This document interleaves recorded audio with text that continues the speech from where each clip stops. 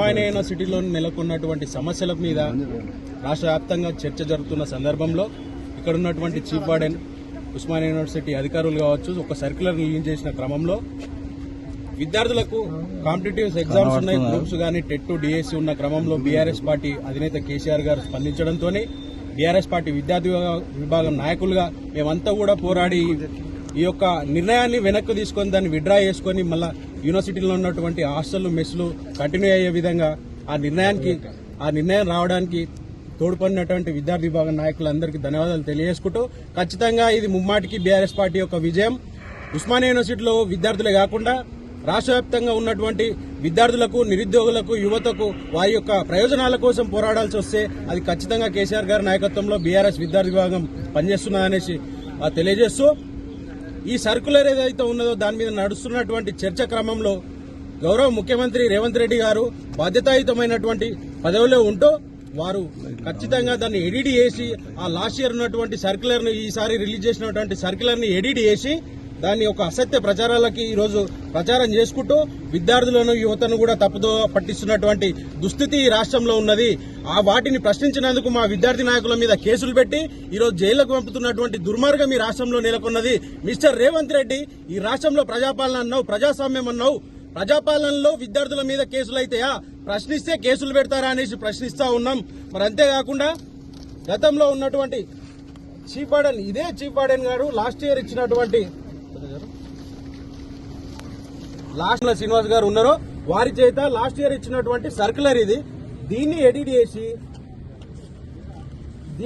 చేసి chief minister ఒక date మాత్రం మార్చి దాన్ని ట్విట్టర్లో చేయడం ద్వారా విద్యార్థుల్లో కావచ్చు, యువతలో కావచ్చు, చదువుకున్నటువంటి విద్యార్థులందరిలో కూడా ఒక కన్ఫ్యూజన్ నెలకొన్నది.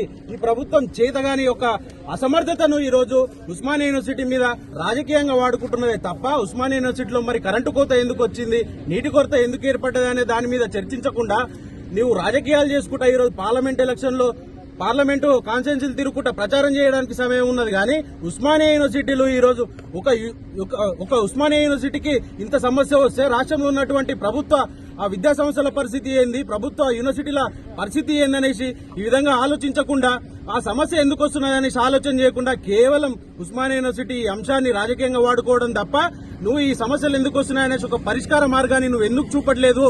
ఈ రోజు ఉస్మానియా యూనివర్సిటీలో సమస్యలు ఎన్నో ఉన్నాయి.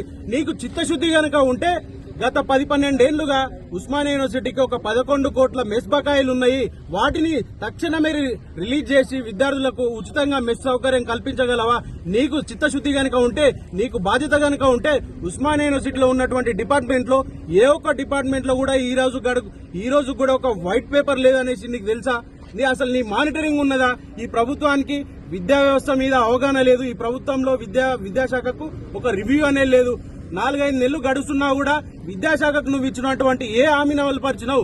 4-5 నెలలు ఉన్నప్పటికీ కూడా విద్యాశాఖకు ఈ రాష్ట్రంలో అసలు మంత్రి ఎందుకు లేకుండా పోయిండు? ఈ సమస్యల మీద మేము చెప్పుకోవాల్సి వస్తే ఎవరికి చెప్పుకోవాలి, ఎవరి దగ్గరికి పోవాలి? ఈ ప్రభుత్వంలో పట్టించుకునే నాదుడు లేడు. ఒక సెక్రటరీ ఉండడు, ప్రిన్సిపల్ సెక్రటరీ ఉండడు. ప్రజా దర్బారాన్ని పెట్టి ఆ ప్రగతి భవన్ లో ప్రజా దర్బారాన్ని పెట్టి ఒక మంత్రి కూడా అందుబాటులో ఉండడు. ఏ మంత్రులకు చెప్పుకోవాలి మేము? ఏ విద్యాశాఖ అధికారులకు చెప్పుకోవాలి? ఇక్కడ ఉన్నటువంటి వీసీ దుర్మార్గం చూస్తే అదో రకంగా ఉన్నది. ఇక్కడ ఉన్నటువంటి విద్యార్థులను నిరుపేద విద్యార్థులైనటువంటి గ్రామీణ ప్రాంతాల నుంచి ఉన్నటువంటి నేపథ్యాల ఆ విద్యార్థులు వచ్చి చదువుకోవాలి. ఇక్కడ గ్రూప్స్ ఎగ్జామ్స్ ఉన్నాయి, టెట్ ఎగ్జామ్స్ ఉన్నాయి, నెక్స్ట్ మంత్ ఆ డిఎస్సి ఎగ్జామ్స్ ఉన్నాయి. ప్రిపేర్ అవుతున్న క్రమంలో దుర్మార్గంగా, నిర్దాక్షిణ్యంగా ఇక్కడ నుంచి ఖాళీ చేయించే కుట్ర చేస్తా ఉంటే దీన్ని అడగకుండా నువ్వు ఎందుకు ఖాళీ చేపిస్తున్నావు? అసలు నీకు ఏం ఆర్డర్స్ ఉన్నాయి, నీకు ఏ రైట్స్ ఉన్నాయి అనేసి ఆ పేద విద్యార్థులను ఇబ్బంది పెడుతున్నావు అనేసి ఆయన మీద యాక్షన్ తీసుకోకుండా చీఫ్ వార్డెన్ బలి చేస్తా ఈ రోజు అసలు దొంగలను పక్కకు నెట్టేసి వీళ్ళు రాజకీయ పబ్బం గడుపుతున్నారే తప్ప దీంట్లో భాగంగా ఉస్మానియా యూనివర్సిటీలో పెద్ద ఎత్తున ఆ లేడీస్ హాస్టల్ ముందు కూడా నీళ్లు లేక, కరెంటు లేక 2-3 రోజులు అర్ధరాత్రి వరకు కూడా ధర్నాలు చేస్తే ఆ వీడియోలు కనిపించలేదు. కానీ కేసీఆర్ ఒక ట్వీట్ చేస్తే ఆ ట్వీట్ కు స్పందించి ఉప ముఖ్యమంత్రి దీని మీద రివ్యూ తీసుకుంటాడు. ఆ ట్వీట్ కు సంబంధించి అది ఫేక్ అనేసి ఈ రేవంత్ రెడ్డి, ఈ సీఎం దాని మీద అది ఒక ఫేక్ సర్క్యులేషన్ చేస్తా ఉన్నాడు. కాబట్టి ఖచ్చితంగా చెప్తా ఉన్నాం, మా విద్యార్థులు ప్రశ్నించారు, వాళ్ళ మీద కేసులు పెట్టిరు, వాళ్ళని రిమాండ్ చేస్తా ఉన్నారు. కాబట్టి ఈ ముఖ్యమంత్రి కూడా ఖచ్చితంగా తప్పుడు సర్క్యులేషన్ దాన్ని స్ప్రెడ్ చేస్తా ఉన్నాడు కనుక ఖచ్చితంగా ఇప్పుడు ఉస్మానియా యూనివర్సిటీ పోలీస్ స్టేషన్ మేము కంప్లైంట్ ఇస్తాం. చట్టబద్ధంగా ముఖ్యమంత్రి రేవంత్ రెడ్డి మీద ఖచ్చితంగా చర్యలు తీసుకోకపోతే భారీ పరిణామాలు ఈ రాష్ట్రం చూస్తుంది.